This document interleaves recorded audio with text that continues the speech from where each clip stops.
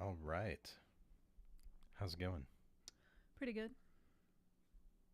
How are you? I am uh I'm okay. I'm not feeling super hot today. Yeah. You have a. Oh, I can't lift my arm. Sorry, there was just a hair. Why is your arm sore? We got some boosters yesterday, so my arm is a little sore today. Booster shot. Mm-hmm. Yeah. Mhm. What else is booster? I mean, I guess there's a booster club. They're booster seats. They're Yeah. Oh, okay. All right. Yeah. I'm not even thinking about booster seats anymore. Yeah. No, we're past that. We don't have to. We have one I mean, kid in we a got booster seat. yeah, we have one in a booster seat. But everybody else is. Yeah. But the thing about the booster seat is you don't have to mess with it. Right. They buckle themselves. Mhm. It's so nice. It is.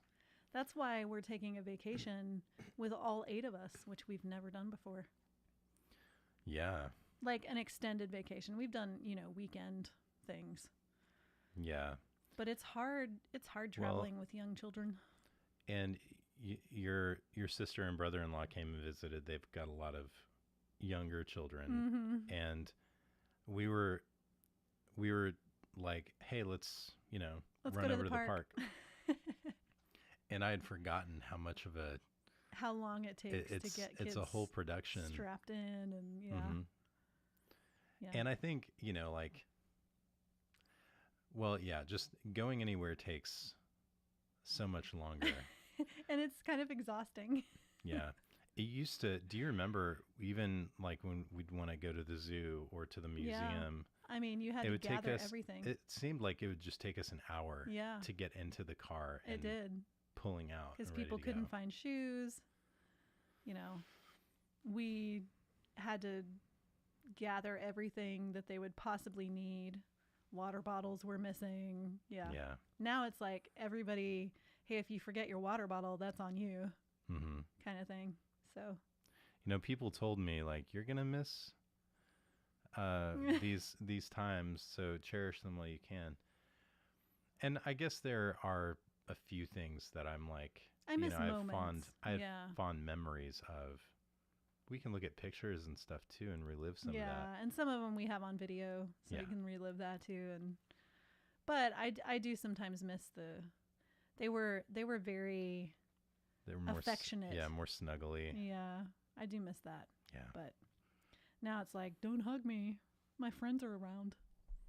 No, was maybe some of them, Yeah, a couple of them. but I can't remember who I was talking to about this, but how in certain cultures it's just normal for like, fathers and sons will walk down the street holding hands, and that seems so weird Here in America. Yeah. But like, I wouldn't mind. I know. I mean, I still hold the 8-year-old's hand. Mm-hmm.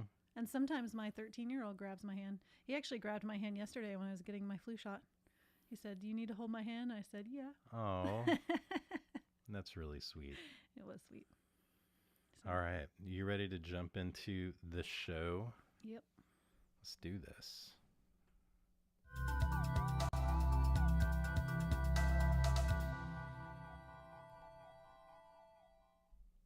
Hello and welcome to In the Boat with Ben and Rachel. I'm Ben. And I'm Rachel. And this podcast exists to address common creator struggles and provide weekly inspiration for your creator journey. So today's topic it's related to creators in the sense that there's this idea of growth mindset. Mm-hmm. And it does come into play a lot in kind of creator culture when you're thinking about trying to improve productivity, trying to improve your overall health, trying to improve your mental health, trying to improve relationships, things like that. A lot of that comes back to this idea of growth mindset. But I wanted to just here at the top of the episode try to define and describe that so that everybody's on the same page and can, maybe you've heard, somebody say growth mindset or talk about growth mindset. Maybe that conjures up like, you think about like Tony Robbins or some of these motivational speakers who are feel a little bit over the top, um, or maybe you're all about it and you have like you already have systems in place and you're very disciplined and you're tracking everything, so anyways, before we dive into all of that, I want to make sure that we kind of have a working definition that we can go from. So I'm going to let you start. How would you describe or define Of course, growth you mindset? start with me. Mm-hmm. Well, Carol Dweck is the psychologist who originally coined the phrase, and I think she's a psychologist. She might be something more, but she defined it as there are two different mindsets that we more naturally shift into, and one is the fixed mindset, which believes that whatever we're born with is what we're fixed with. So that includes intelligence, it includes talent, all of those things like sports talent, our creativity. And then there's the growth mindset, which is a mindset that believes we can always grow from whatever we are born with. So our intelligence is not fixed, but we can grow as we learn. So, and I think it was originally coined for intelligence, but it's kind of been adopted in other places, in creativity and all of those things. So, yeah, I think you can definitely think about it in terms of intelligence, or maybe more broadly, especially in the context of like what you were born with, the nature right. versus nurture thing, your emotional intelligence, your people skills, your ability to develop strong relationships with other people. So, and I think now the way that a lot of people talk about it, it also kind of extends into things like productivity, into things like your the kind of work you do, or the quality of the work that you do, whether the building and breaking of habits, those kinds of things. And so I think when I think about it, especially, I think a lot about my own personal goals and the things that I aspire to, and my belief in my ability to reach or achieve those things. And I kind of equate that to, well, if I believe that's something I can work toward, then I have a growth mindset.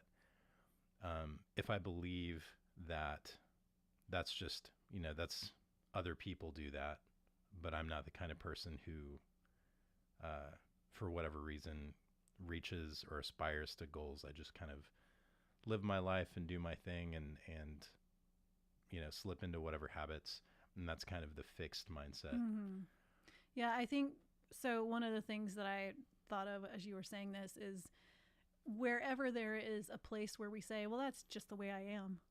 That's where the fixed mindset comes into play, because the growth mindset says, but is it really, Yeah. It's so I think I want to address, there are folks who believe that they have a growth mindset, and I think there are folks who believe that they don't have a growth mindset, and that it's you're either oriented that way or you're not. Yeah. And I think that can, for the folks who believe they have a growth mindset, that's great. But I also don't think it's as simple as like you either have it or you don't. And one thing we've talked about a lot on this show is this idea that your brain is a storytelling machine. And we talk a lot about the stories that we tell and believe about ourselves. And the way your brain tells a story is it gathers inputs. And so the question to ask anytime you're hearing a story about yourself, whether that's I don't have a growth mindset, or I'm not capable of this, or I'm not capable of that, instead of just accepting that story, I think it's really like a really great first step to take is to ask the question, what inputs are leading the creation of this story? What experiences, what are things that I'm seeing or experiencing that are causing my brain to tell me this story?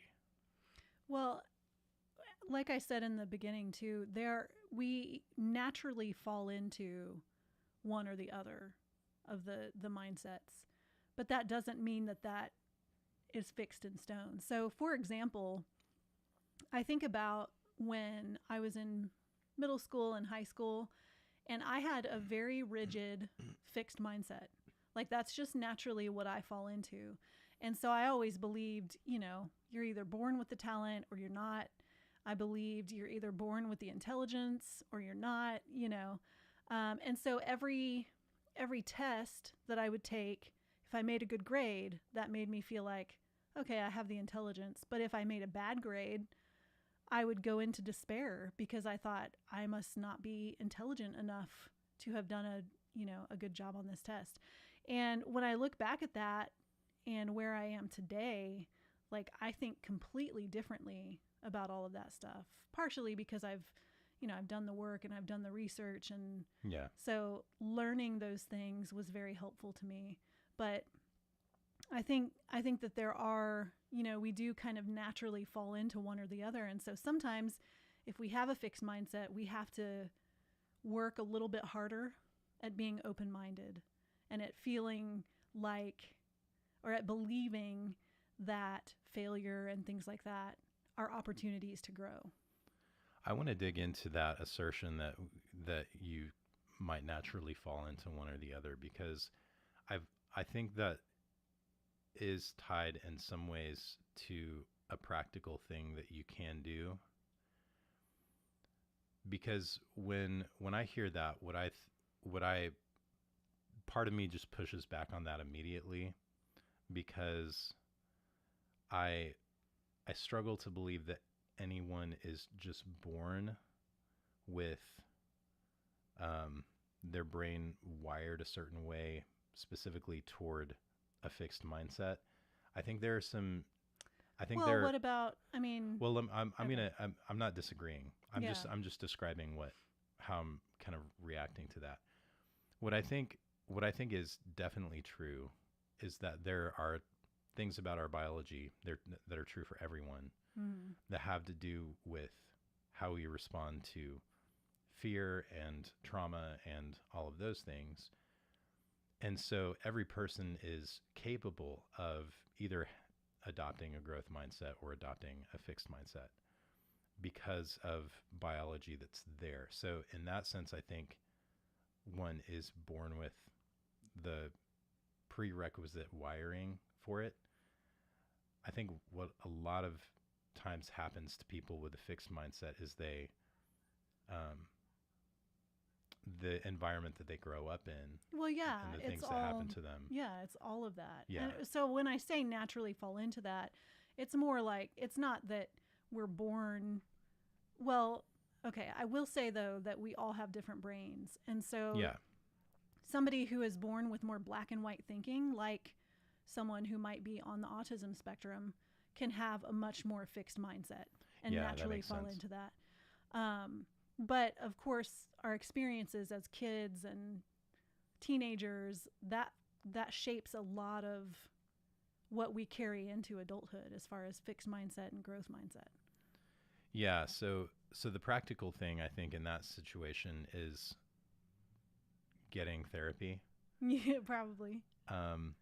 Or just doing the work. Like, I remember reading Carol Dweck's book, and I don't know why I'm blanking on the name of it right now, but it's, I might think of it by the end of the podcast, but I read it years ago. I mean, I was probably 22, maybe.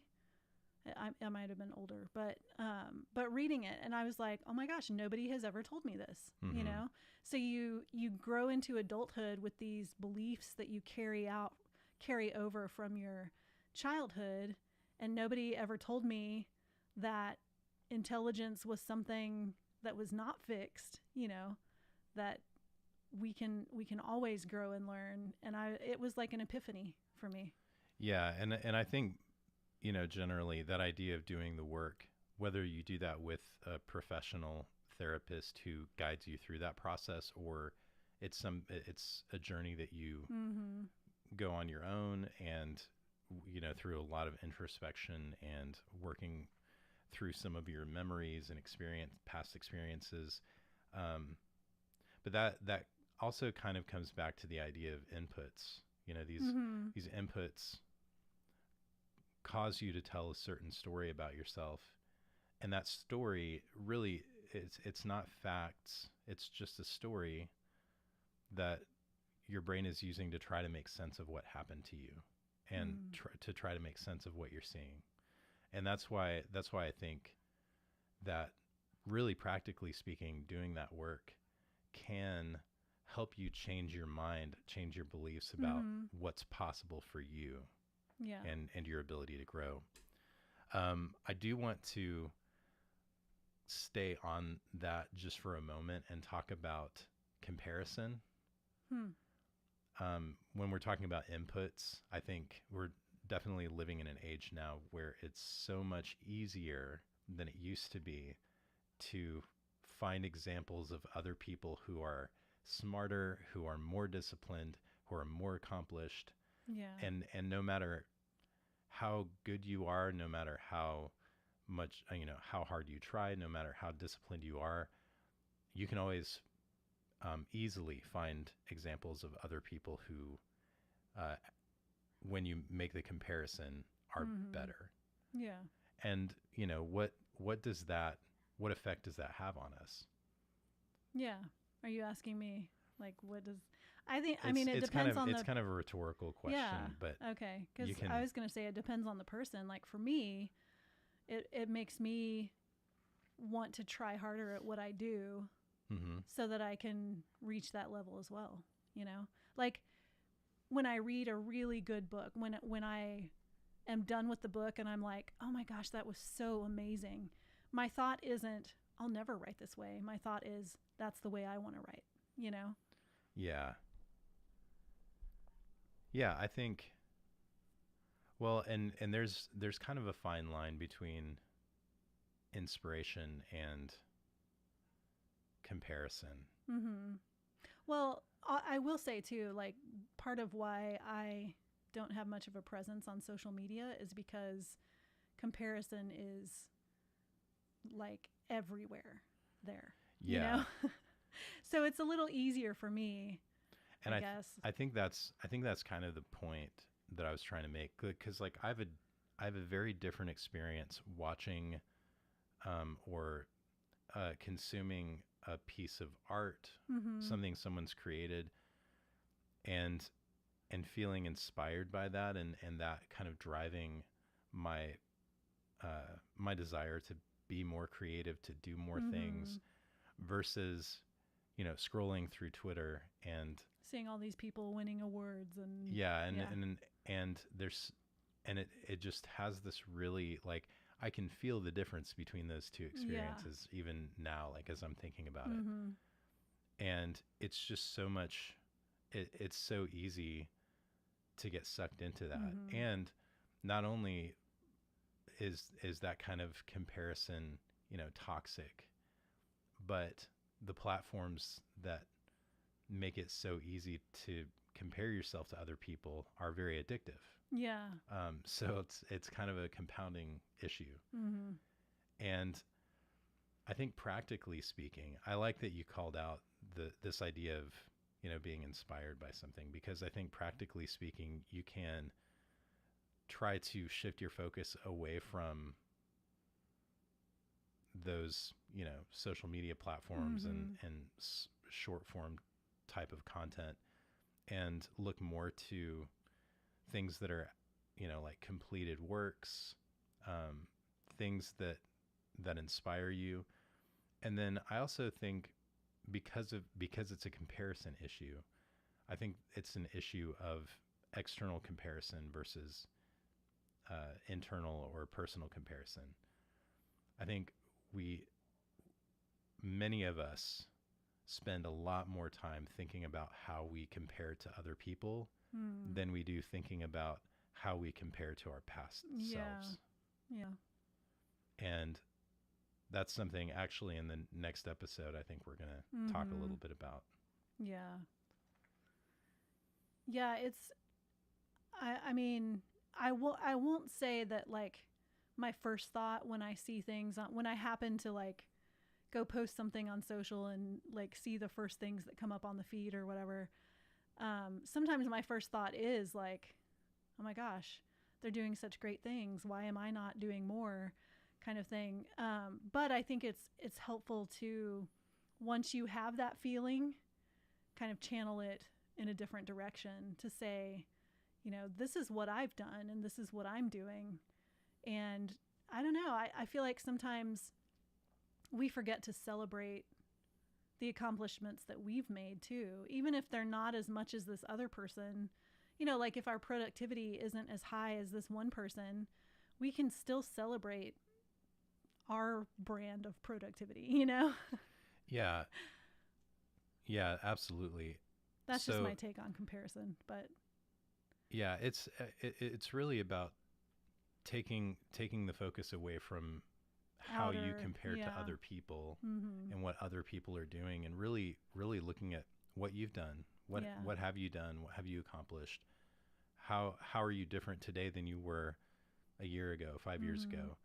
And I feel like if we're really honest with ourselves in answering those questions, most people are going to find that they have actually grown in some meaningful way. And I would argue that if you don't think you have, either you've gone through something really difficult, which many of us have, but you also, I think there's room to have grace for yourself. You've probably either gone through something really difficult, really challenging, and the fact that you come out on the other side of that is miraculous and worth celebrating. Or maybe you're not looking hard enough or looking at the right things. So I think the last few things that aren't necessarily quite as practical, but because they are more mindset things, but I think it really is a matter of being open to new ideas about what growth means. So one of the biggest struggles I think a lot of people experience, and maybe one of the reasons they start to believe that maybe they're not a growth-minded person, is because when they set out to try to reach a goal or try to change a habit or try to, whatever,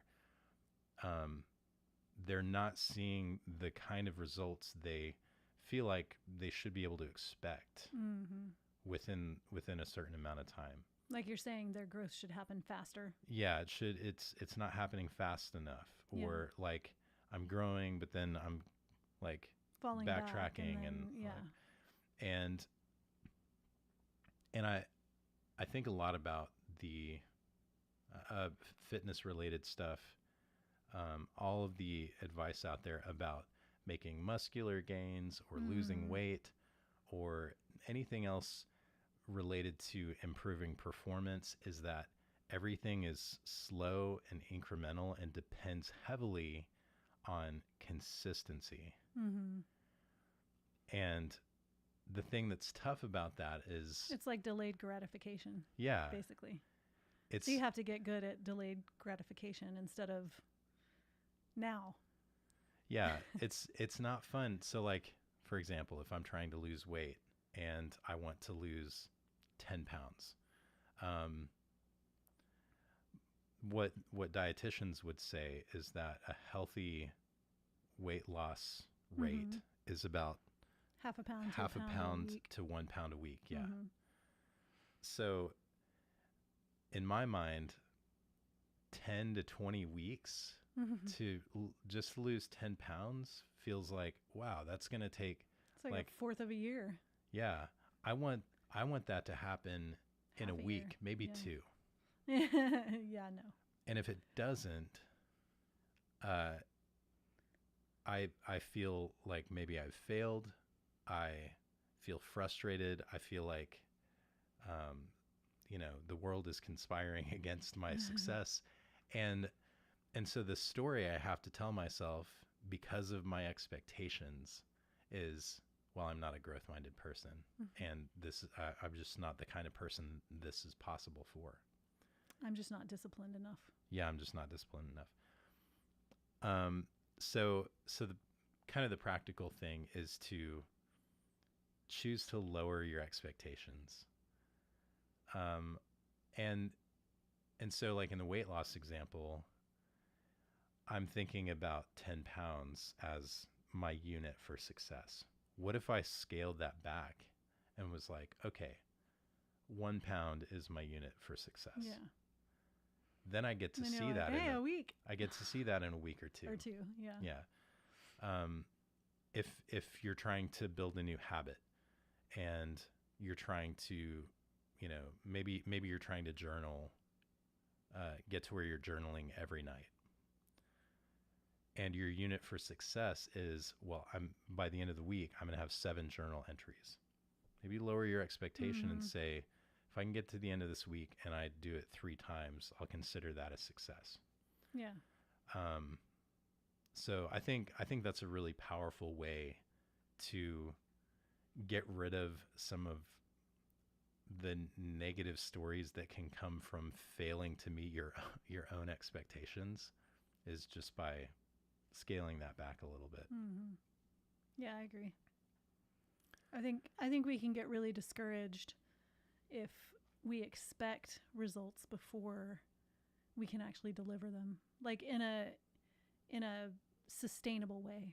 Yeah. I feel like my voice is like very monotone because it's kind of got stuff in my throat. I'm trying to like modulate a little bit. But it's like a robot. Sorry. Rachel's a robot. The other thing kind of related to that is also somewhat of a mindset thing, but it comes down to a choice. Because what happens to a lot of people is they set a goal for themselves for growth and they fail, and the first time they fail, they don't necessarily go into it thinking, oh, I'm going to give up. But they get so discouraged that they have trouble getting back on the horse. And one thing that's really helped me a lot is just deciding, one, accepting the fact that I'm going to fail. And that seems a little bit counterintuitive because it's like, well, if you accept failure, you're already destined to fail. Yeah, I don't accept failure, but I'll talk about that in a minute. Yeah, so maybe we're talking about different things, but accept the fact that you're going to fall short in some way. There you go, fall short. Yeah. That's different than failure. And that when you do, you will get back on the horse. Because what I think a lot of successful people, every successful person experiences setbacks, falls short, but they're persistent. And that persistence, that choice to always get back on the horse, always try again, even if you were 50% effective at whatever you're trying to do, or even 25%, that's 25% more than not doing it at all. So, and I think it's worth thinking about that as growth.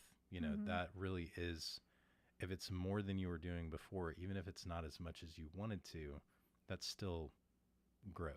Yeah. So I think I've talked about this before in the show, but there's a thought process in yoga where you want to be just 1% better every day, and 1% doesn't seem like a lot, and it's not a lot. It's kind of one of those changes. I mean, it could even be 1% better this week than you were last week.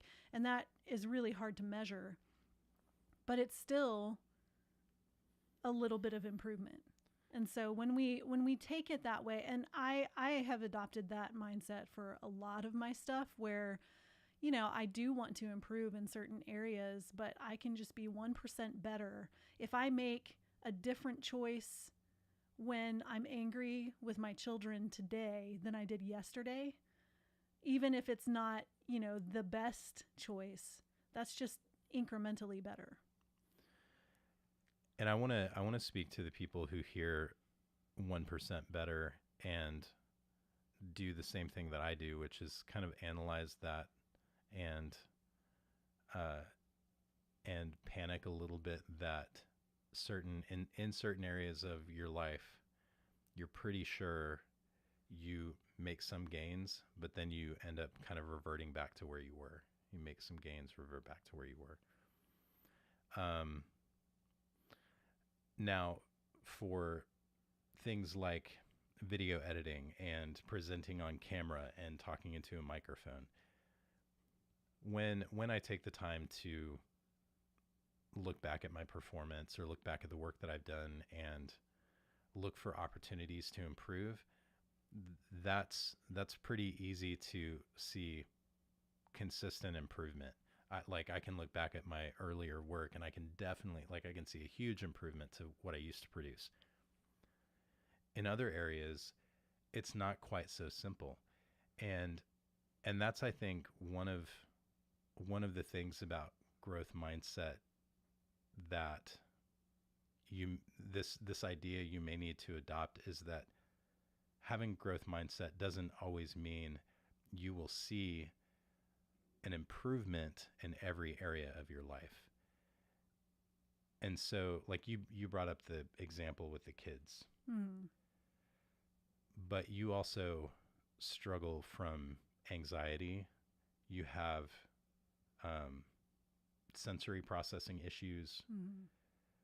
There are interpersonal things that are always changing. Our kids are growing up, they're becoming hormonal, and there are all these forces working against you constantly. And so the amount of effort that you put into making improvements in those relationships can vary a lot from day to day. And so one day it might take a little bit of effort and it feels like there's a huge improvement because everything's going great. Yeah. And then another day you're putting in a ton of effort and everything just goes to crap. Falls apart. Yeah. And it's like, why, but that's how sometimes growth works, is that it's not just this straight line. But there may be things working against you. And it's important to be aware of that and to acknowledge it and to give yourself grace when you see those things, because I think it's easy to look at a span of time and to feel like you're actually further behind than you were before, but not acknowledge that there was actually something working against you the whole time. And the fact that you're as far along as you are is actually really great. Yeah. So. Yeah, that's good. All right.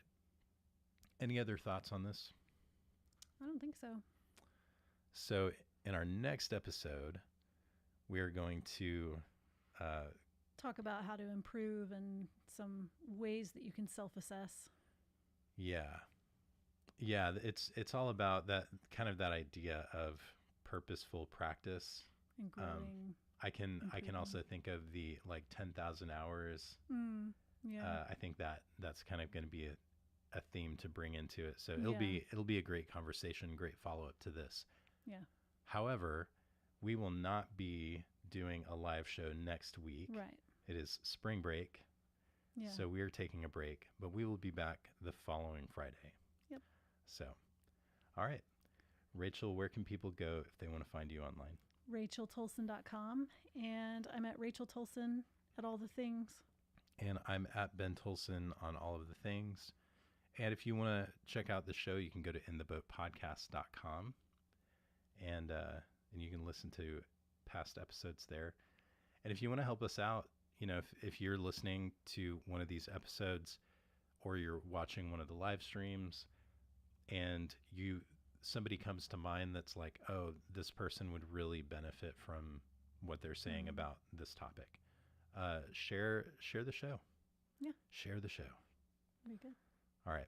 Thank you so much for tuning in, and we'll see you next time. All right, I have a question for the after show. Okay. What is one area in your life where you have said the words, that's just the way I am? I feel like you'd have an easier time answering that. Like, I feel like you already had something in mind. No, I didn't. No? I have Okay. one in mind for me. Oh gosh, for me, being late to stuff.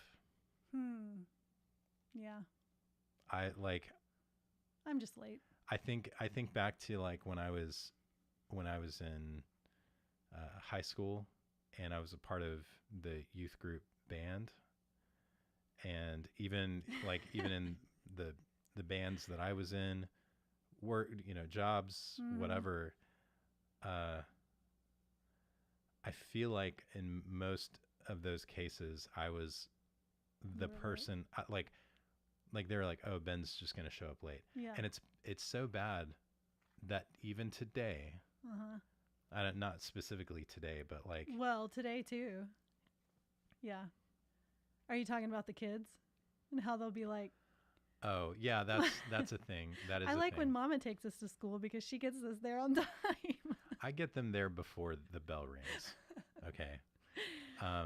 No, but I work out in the mornings. Oh, yeah. And the workout starts at 5, and I usually show up after 5. And so when I show up before 5, people are like, "Oh my gosh, what's going on? Ben's That's early." Terrible. Like they say something every time, and it's like, And I've thought to myself, like, I feel like my goal is to show up on, like, specifically for my workout, to show up early so consistently. Yeah, that's what that it flips the other way around. That's what I was going to tell you, that you were complaining or something about how you had shown up on time for like a week or something, and then you showed up late one time, and like they kind of acted like you hadn't shown up earlier the other week, and I was like, it's going to take more than a week. It's going to take like a year probably. But how late were you the first time we met? More than an hour. It's just the way I am. No, it's not. It requires planning. So my thing. It's not just planning. Yeah. Because I was up early. I don't know. I got to figure it out. Yeah. I was up early a couple of days ago. Yeah. Like, I came down and I worked on stuff. I made myself some coffee before the workout.